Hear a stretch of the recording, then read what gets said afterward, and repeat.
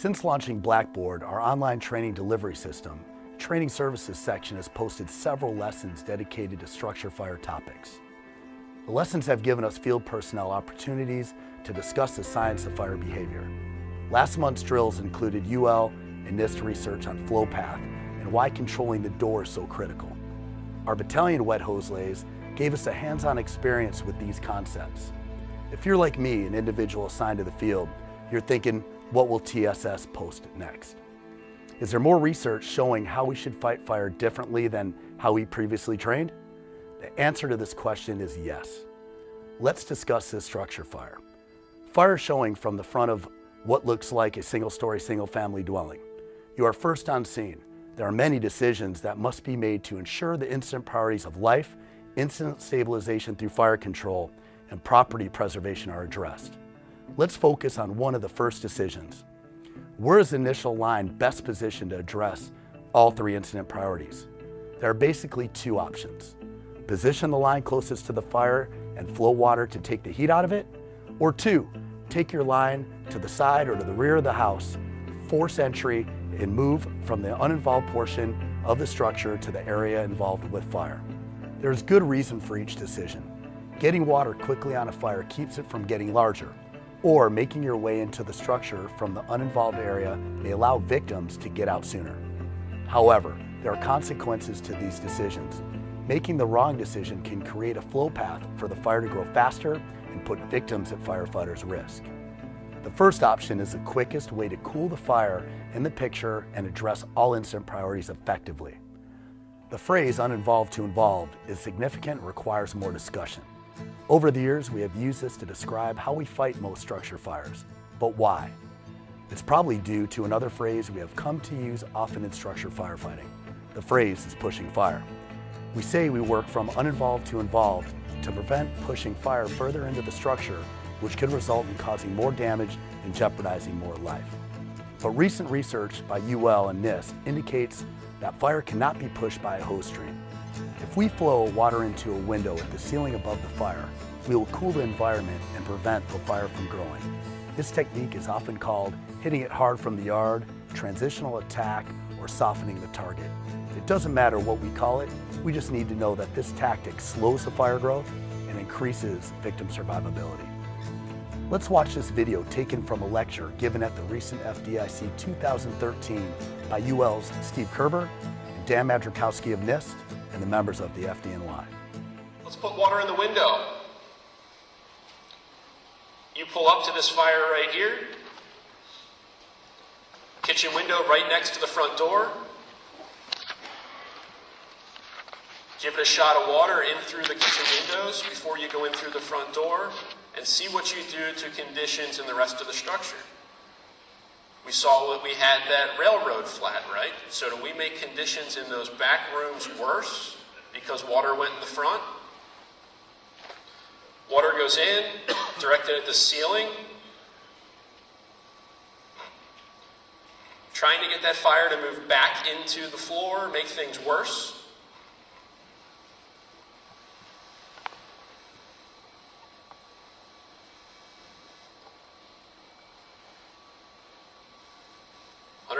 Gallons a minute into that kitchen window with a couple of rooms on fire puts a lot of fire out.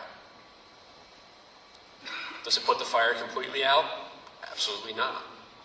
Does it take temperatures in that kitchen and take them from 1400 degrees to 200 degrees? Does it take that middle room from 600 to 300 and the rear room from 500 to 300? The hallway on the other side from 550 to 300? You are making conditions for anybody that may be in that house better. And if you can accomplish that while you're walking up to the front door to make access, why not? It's not going to slow your operation down at all. When to flow water into the window. The decision to flow water into a window should be based on time. If you see fire venting from a window, what better way to keep it from getting larger than to apply water? You need to decide if you can reach it faster from the exterior than the interior. If you can, it's all about doing it right to be sure you allow steam to escape out the window. Here's the technique.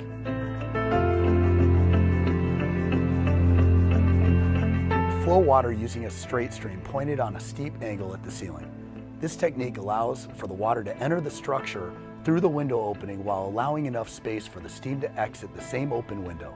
Providing an area of the window where the steam can exit is critical with this technique.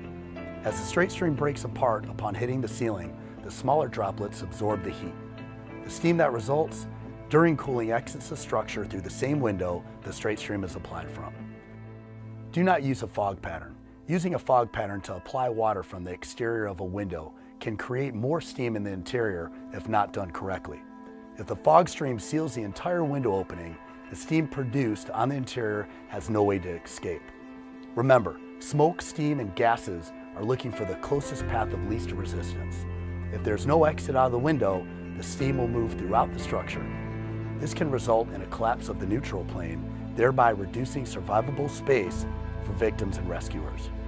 Applying a fog stream into a window may be appropriate at times. If there are no lives needing rescue and no firefighters inside, this may be your tactic of choice. Every fire is different. Be sure you have the facts before you apply your tactic. Applying a few quick bursts of water from the outside can at times keep the fire from rapidly moving toward flashover. This can be done while crews enter the structure to search for victims and keep the fire from moving into other occupied areas. Don't think of this as a defensive tactic. It's not. Quickly bouncing a straight stream off the ceiling from an exterior position is an offensive tactic. You are cooling a fire that would otherwise be allowed to grow exponentially. Exterior water into the second floor. So now we've got a flashed over room on the second floor, right above the front door. If you were to give that fire a little bit of water before you went through the front door, what would you do to conditions inside? That's what we're looking at. Your views in the top there, you're looking at water. And again, you see the rotation and the breaking of the straight stream. The only guidance we gave them was put water where you see fire. So the stream got broken up, which became a learning thing for us as well, that how you apply that stream can be extremely important as to where that steam winds up going. In this case, you actually saw a little bit of burp of steam out through the front door on the first floor because you took a flow path that wanted to come out, and by the air entrainment of rotating that stream, capped it. So essentially you shut that window with your water. Steam's got to go somewhere, and it came out through the front door.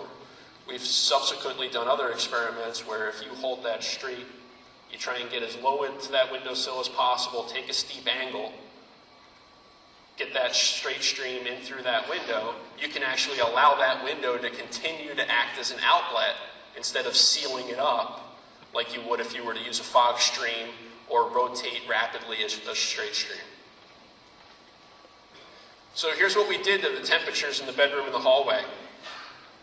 The bedroom dropped at the ceiling from 1,000 to 200. At the floor, if you had a victim on the floor, you'd be looking at 400 to 150. Not survivable to begin with. In the hallway, where it was survivable, 900 to 250 at the ceiling, 400 to 200 at the 3-foot mark, where someone would be crawling. And we actually got a little bit of a temperature increase all the way at the floor that went from 100 to 120. Somebody really going to feel the difference between 100 and 120? Maybe, maybe not. You're certainly going to feel the decrease of 900 over your head down to 250 over your head.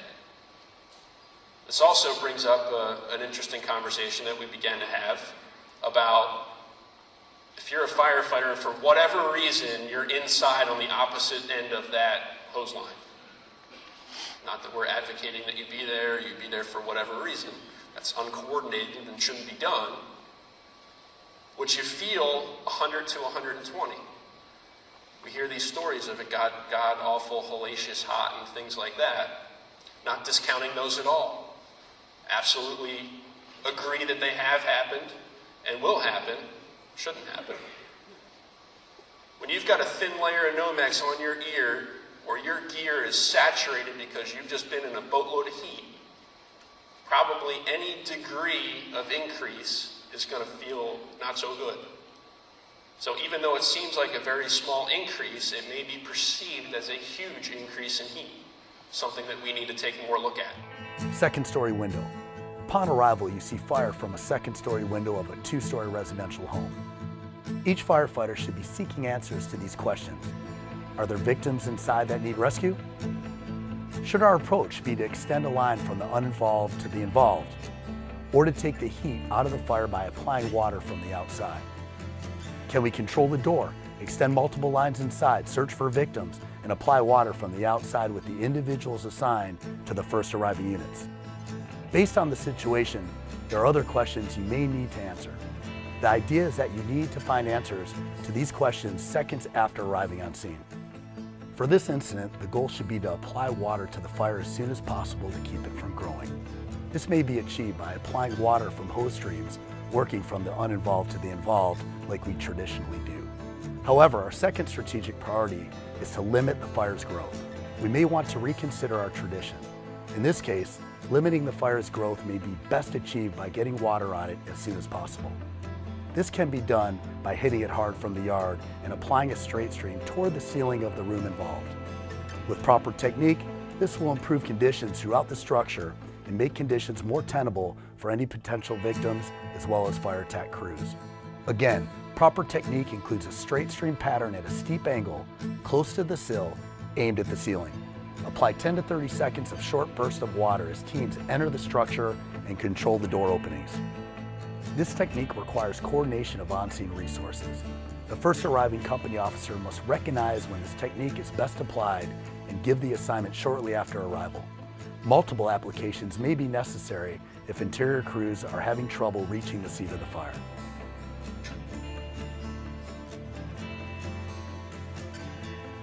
Although we don't respond to many basement fires in Los Angeles, this doesn't remove the fact that they are dangerous and we need to be prepared on how to fight them.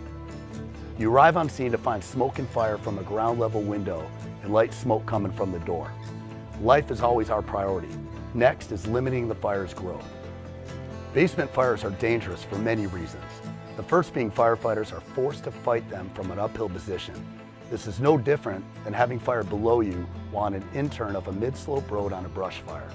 Basement fires are watch-out situations in structure firefighting. Your uphill position puts us directly in the flow path. The questions are, how do you create survivable space for victims and rescuers and limit the fire's growth when in this disadvantaged position? And how do we prevent excessive steam buildup from collapsing the neutral plane? UL's recent study on basement fires provides some tactical recommendations. Their research indicates that exterior water application into the basement window will not push fire throughout the structure. Exterior water application during a basement fire will in fact improve conditions throughout the structure. If structural integrity allows for it, exterior water application provides interior attack crews a more tenable environment to gain access to the basement to extinguish any contents that are still burning. Now let's look at the UL study that supports this tactic. Through the basement door, we had a walkout Bilco door on the Charlie side of the structure.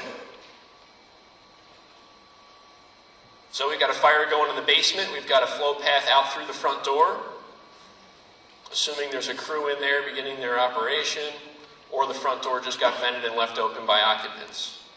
We're going to throw 15 seconds of water in through the Bilco door in the rear, again with a shot to where the flashover is.